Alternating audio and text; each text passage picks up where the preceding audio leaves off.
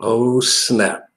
Live. Haven't been live on YouTube in quite a while. Hey, but doesn't matter. Listen, we're here to learn about how to build a real lead generation website. Today, I'm going to teach you how to do that. So, why should you listen to me? Let me tell you why.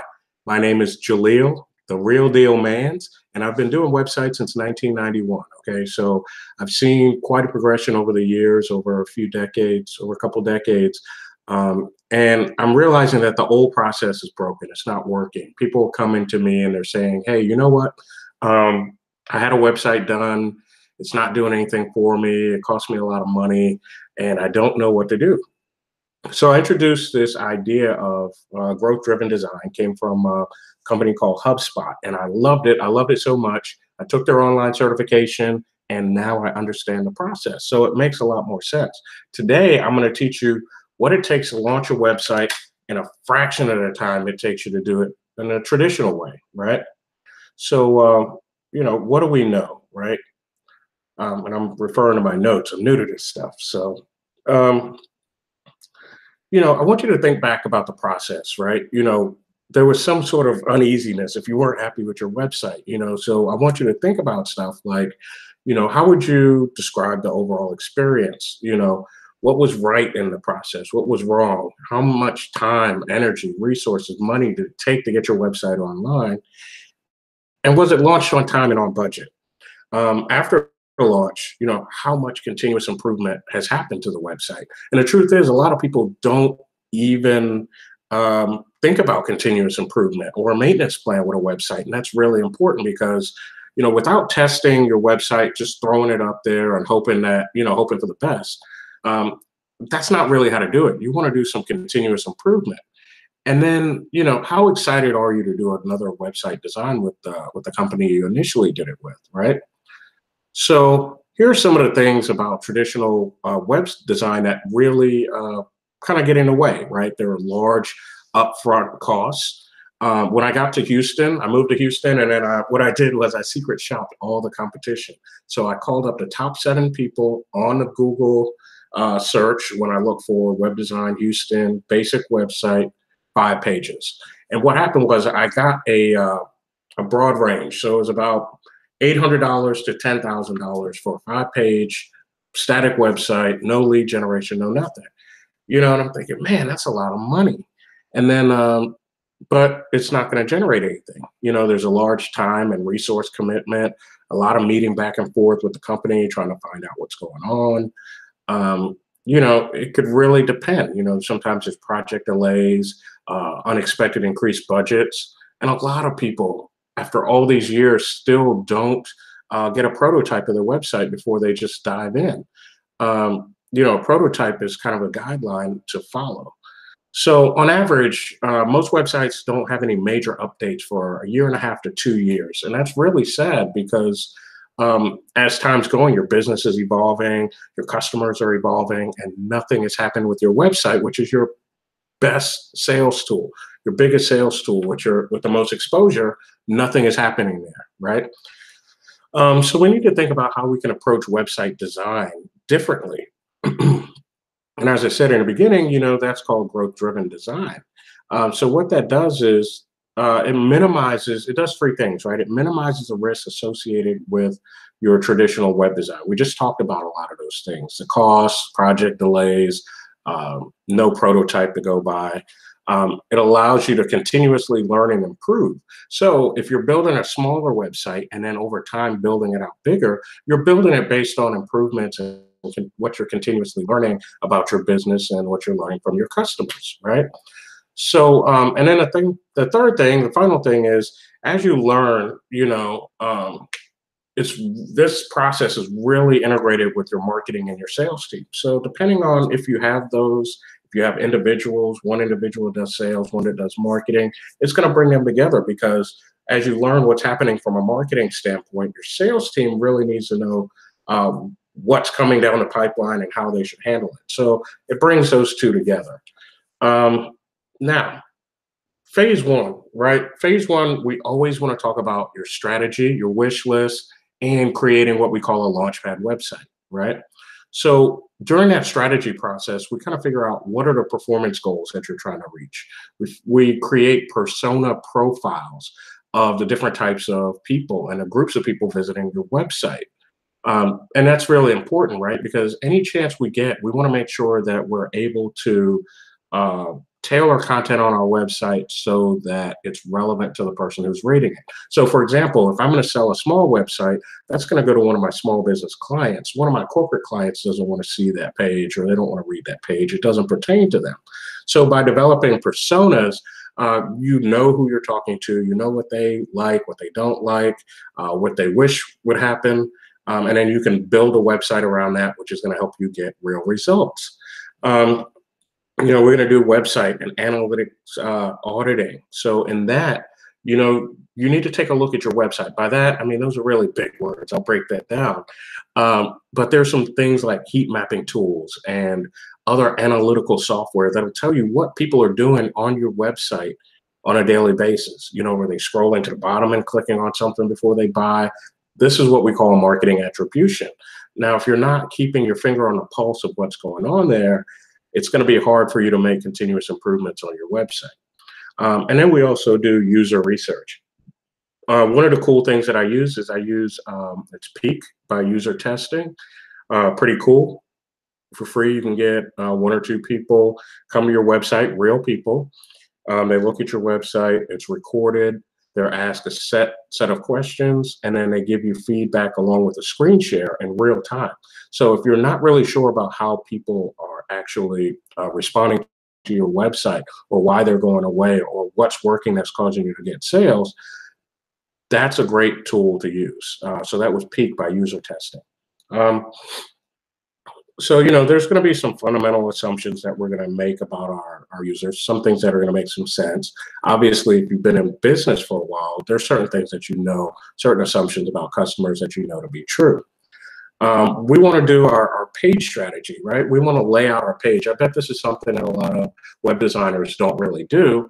But, it's about creating a real page strategy. You need someone, if you're going to build a website, you need someone who's going to sit down with you and say, you know what?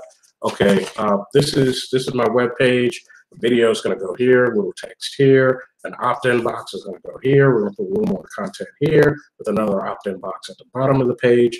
And those opt-in boxes are going to trigger automated emails and they're going to send people to this page, right? I'm sure that a lot of people don't have that experience when they're dealing with website design. So the next thing is your wish list, right? There are certain wish lists. There are certain things on your website that you would like to see. And that's really good. It's really good to do that. And then the last part of this, we're actually going to get into the Launchpad website. Again, the Launchpad website that we put out is a small website that, it has the bare essentials of what it needs to launch. So we're not waiting weeks, months, years to launch a website. In fact, what you want to do is you want to take that wish list, cut it down to what you need to launch, get it implemented, and get it out the door. The rest of our process, our continual growth process, is where you're going to add those other things from the wish list in the attempt to get your website together progressively over time. So, there's kind of like an 80-20 thing. We're going to put 80% to the side, 20% to launch with. And there's lots of things that we can do here. So let's talk about some of the web process and some of the steps, right? You should be working with the web designer for messaging and content. You should be talking about user experience, like I mentioned just before. How can we put things at the top, keep people from having to search? How can we send them to offers to buy our stuff? We want to make sure that there's an inbound marketing strategy alignment. We want to make sure that your strategy is aligned with your website. We want to do wireframes and designs and development. And oh, wow. The one thing that never really happens I see here on my list is the quality assurance and the testing piece. I can't count how many times I've seen websites go online and they just want to test it, things don't work. It's terrible, right? So if you just launched that website, you would go on to the second phase, which is the continuous growth-driven design cycle. right? In this cycle, what's going to happen is you plan. It starts with number one. You start planning. Then you have your web designer develop it.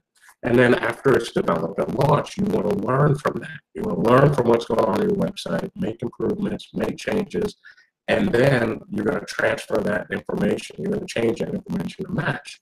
And then it's a continuous cycle. So you're going to go back to your planning process. You're going to develop the site. You're going to learn.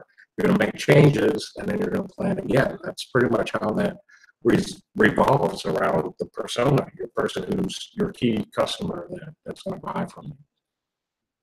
So we're going to talk about, your performance versus your goals, right? When you're developing a website, we want to know how well it's performing. We want to make sure it's matching up to the goals that we originally discussed.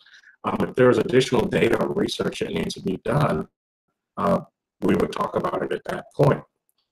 Now, you want to make sure that if you're a one-person show, you would know the answer. If you have people working for you, you want to make sure that you learn from your marketing and your salespeople, right? Because they're going to be able to tell you, hey, I had 20 calls today, but 10 people mentioned this blog post or this download, and I believe that's how they got here. Let's look at the data and then see how it works, right? So your sales team, your marketing team can tell you, what's working, what's not working. They can definitely make some suggestions on improvements that can be made that's going to help you get more sales. Next, you want to boost conversions, right? I mean, it's not just about sending people to a website for information, for them to leave, go to Google, and then look at a competitor. You want to create conversions. Conversions just means that someone lands on your site, they fill out an opt-in box saying that they're interested, and then you follow up with emails, calls, however it works in your business. Next, you want to improve your user experience. By using heat mapping tools and other diagnostic software like that, we're able to tell what's working on a page and what's not working. So we could, if people are clicking a button at the bottom of the page, we definitely want to move that up to the top and make it easier for all of our website visitors to get to where they're trying to get to. You want to personalize to the user. Anytime that it's possible to personalize to the user, you definitely want to do that. And by personalize, I mean there's certain things like their interests, their device, where they're located, the referral source they were sent from, Facebook, Twitter, YouTube, right? Or based on previous actions on your site. From there, you want to build some marketing assets that are going to help you. Some marketing assets are going to help you. I distribute a lot of ebooks, worksheets, video trainings that I've recorded like this one, right?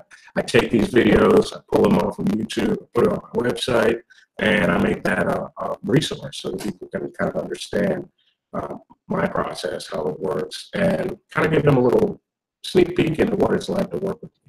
And then, of course, there's general website updates. The good news is I don't really do websites without a maintenance agreement and an update agreement, because it's really key. I mean, it's a security risk.